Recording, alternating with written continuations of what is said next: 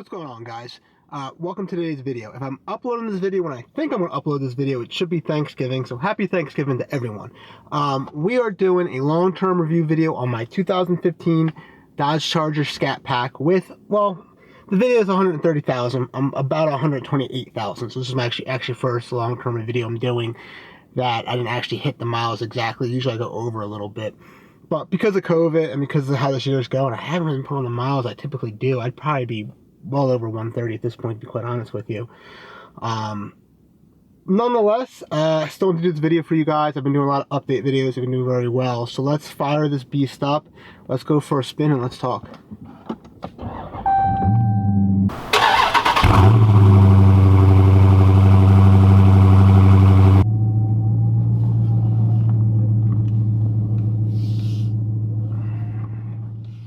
So let's get this video started, guys.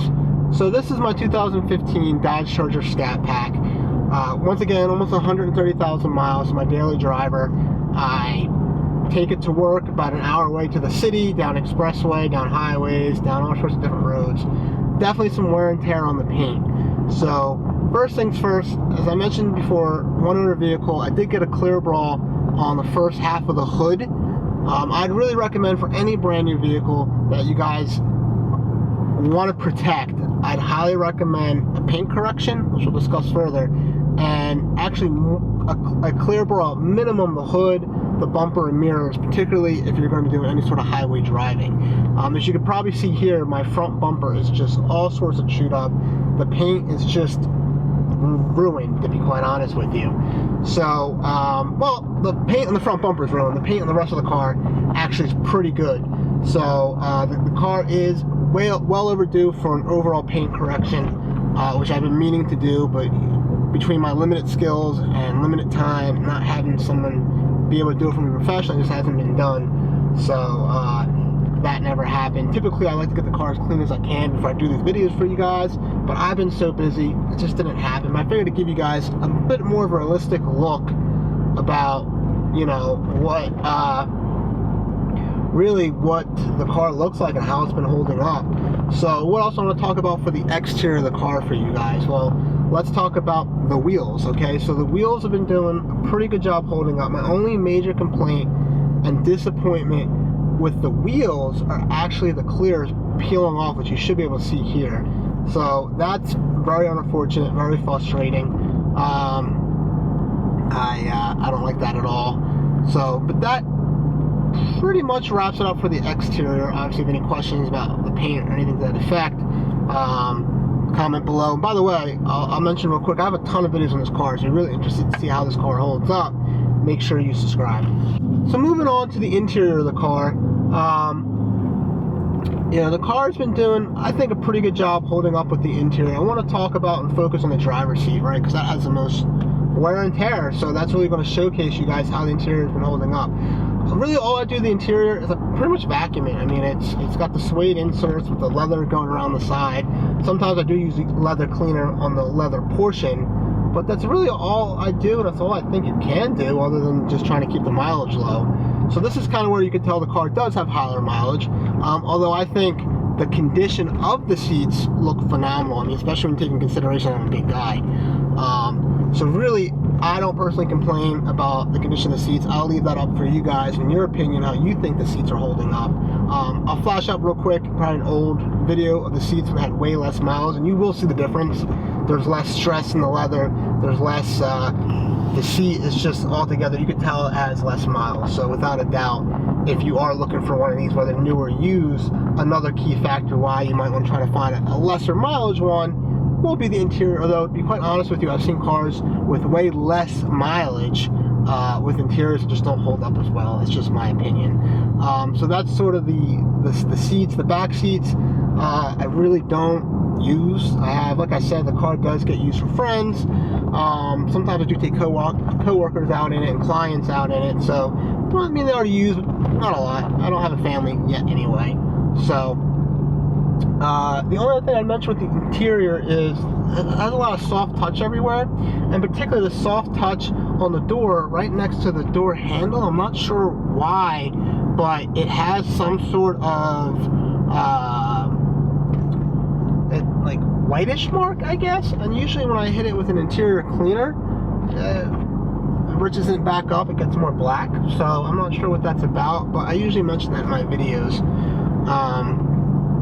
So next thing I want to talk about, and we'll talk about kind of how the car is basically mechanically holding up, but the quick update that I'd have is I want to tell you guys, and if you've been following me or following the channel, you'll already kind of know that we have done extensive videos on what's broken, how the car's been holding up. But overall, real quick, what I've done to the car since ownership, under my Max Care warranty, by the way, which we'll discuss further, is I've had, I'm trying to remember all this, a radiator replaced, which it's that's a little frustrating, although it's covered under the Max Care. I didn't find that to be all too much acceptable. I've had 4 shocks replaced, around 90 or I think around 100,000. I think they're acting funky. The car was just all over the highway, and I was so happy. It really was only one bad shock, but I replaced all 4, A, because of Max Care, and B, I would have done it anyway. So, and I would say that's acceptable wear and tear. I wouldn't say that's anything that I would be overall worried about. So it was the shocks, as well as I had to replace the brake calipers twice, but that was actually during its standard warranty. They like froze up in the rear, I guess over the cold weather, I'm not sure. I had a ball joint replaced, and that's about it, other than traditional maintenance. As far as you know, I've been through so many tires. The car currently has what are they, the Pilot Sport Cup from Michelin, the all-season one. So I have that on the car, and like I said, if you want to check out my other videos, I have a ton of videos on different type of tires for the car as well. But that's just been the normal maintenance. Some things that have not been too resolved anyway is actually the paddle shifters. What usually happens is when I go to hit, this paddle shifter right here, when I go to hit the upshift, it will downshift. So I essentially just don't use it. And I guess I'll take a second to talk about a few things that I've adapted to. Usually we all adapt to certain things with your vehicles that you get accustomed to, but technically it's not functional. So I don't use these anymore. I use the shifter on I guess on the console, if you will, the floor. I'm not sure what the technical correct terminology here is.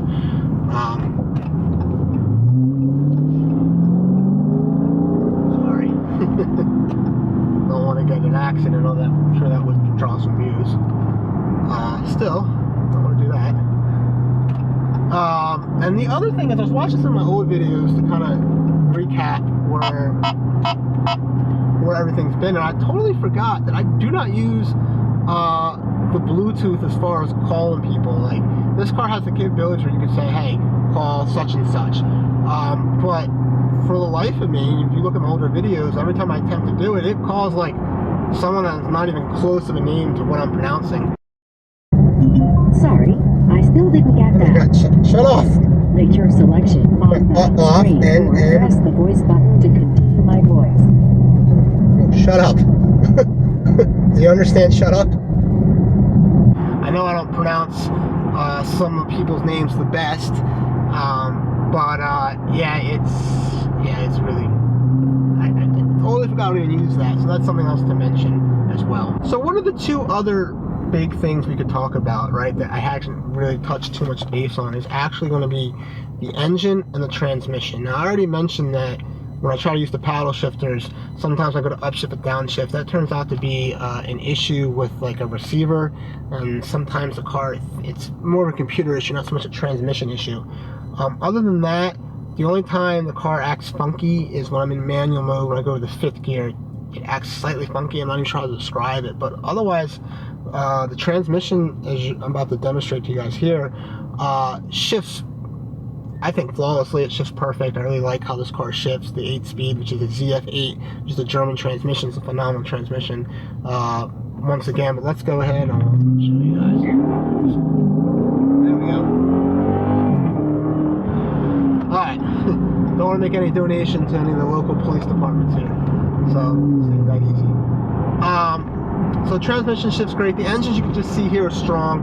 I do plan on taking it back to the track just to kind of really showcase how well the engine's doing. Now, I don't feel any lost power, but really the best way to test a car's power is not necessarily when I'm going to run at the track, because that's not to do with traction, but really the speeds I'm going to track. So usually in weather like this car will track 113 pretty easily. So, and I feel like it has every bit of the power it has. And once again, maintenance. Oh, I did forget to mention maintenance. I've done spark plugs as well. So that's another reason I think the engine runs pretty good. But I think so what did we cover? We covered the exterior, right guys? We went over that, went over the interior, we went over how the engine's holding up, the transmission. I have not actually done a transmission flush. To be quite frank, none of the dealerships have recommended it to me. So I haven't done it. I'm not saying you shouldn't do it, but I haven't done it. And honestly, I'm not. One of the reasons why I got the Max Care warranty, which we'll talk briefly here, is I wanted to cover this transmission. I wanted nothing to do with it, God forbid, when it breaks, because it's a brand new transmission, at least for this Charger. Although they sell them like hotcakes, by the way. I mean, the ZF8 is in BMWs, Mercedes. It's in so many different vehicles, as well as other Mopar vehicles. Matter of fact, the new Supra. I put that in quotes because it's really a Z4, but anyway. So guys, I'm going to ready to wrap up this video, but I figured a few other things I usually talk about in the beginning of my videos when I'm kind of going over how the car's been holding up is, I think it's important for you guys to understand the type of driver that I am, because you know, I think if you're looking at these cars are under these cars get a lot of scrutiny because there's a lot of stereotyping with Dodge and Mopar. Matter of fact, my last long-term video I did, I got a lot of comments about, people commenting about Scotty Kilmer, if I'm pronouncing his last name right, who I never heard of. I ended up doing a video about him and about Dodge and how these cars have been holding up. And I think it's important for me, I guess, to just tell you guys that I am a guy that drives this car. I mean, this car goes down the racetrack a ton of times. I've gone through a bunch of tires for you know, obvious reasons. I've done road trips in this car. I've driven this car in the snow. I've driven this car in the rain. I think out of everyone you can find on the internet, I don't think you're going to find another channel like this one, because most YouTubers, and I think it's a great thing that they can have a career like this, they go through cars 3-6 months, they're on to the next vehicle. But this is more for fun for me. I already have a full-time job and a career. So you guys are really getting to watch and see how these Mopars are really holding up in the long term, whether it's the Challenger, whether it's the Charger, you know. And I think a lot of the things that you'll see across the board applies to the 5.7, applies to the Hellcat. So, you know, if you have any questions, make sure you comment below. If there's anything else you think I should mention about this vehicle that you want to know, ask away. But I think I covered it all. So please, obviously, if you thought this video was helpful, smash that like button. You guys probably know this by now. When you hit the like button, it helps circulate the video, it helps people watch the video, and it kind of gives me the push that I need to make more content on this car and other cars. So make sure you hit that like button, make sure you comment below, and you know what's next. Make sure you subscribe, guys. I'll see you next video. Have a fantastic Thanksgiving. Peace. Let the light